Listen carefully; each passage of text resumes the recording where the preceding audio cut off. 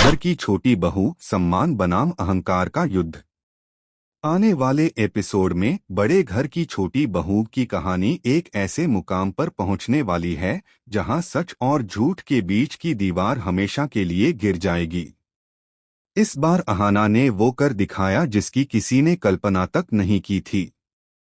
घर के बीचों बीच सबकी आंखों के सामने उसने पिशिमोनी का वो असली चेहरा उजागर कर दिया जो बरसों से नकली भलमनसाहत के पीछे छिपा था।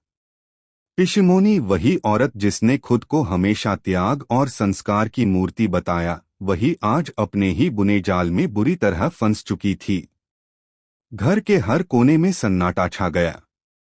चारों ओर बस हैरान निगाहें थीं, जैसे किसी ने उनके विश्वास की नींव हिला दी हो।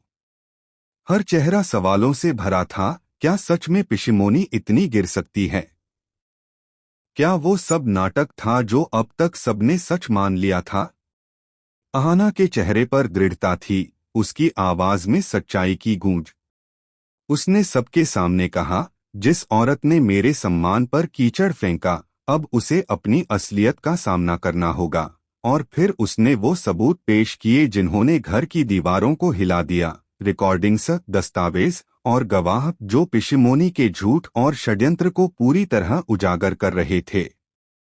अब किसी के पास कहने को कुछ नहीं था। जो औरत सालों से दूसरों को सिखाती थी कि इज्जत सबसे बड़ी पूंजी होती है, वही आज उस इज्जत को रौंदने की दोषी साबित हो रही थी। मोहल्ले वाले भी बाहर आ गए और चर्चा शुरू हो गई। हर जुबान पर बस एक ही बात थी, जिसने किसी की इज्जत पर दाग लगाया है, उसे सजा जरूर मिलनी चाहिए। अर्जुन ने हालात संभालने की कोशिश की। उसकी आंखों में डर और दर्द दोनों थे। उसने अहाना से कहा, वो हमसे बड़ी हैं अहाना। गलती हुई है, पर माफ कर दो। उसकी आवाज में प्यार था, परिवार को बचाने की इच्छा थी। लेकिन अहाना की आंखों में जलता हुआ ज्वालामुखी था जो अब ठंडा नहीं हो सकता था। वो शांत होकर बोली, बड़े होने का मतलब यह नहीं कि कोई गलत करे और उसे माफ कर दिया जाए। यह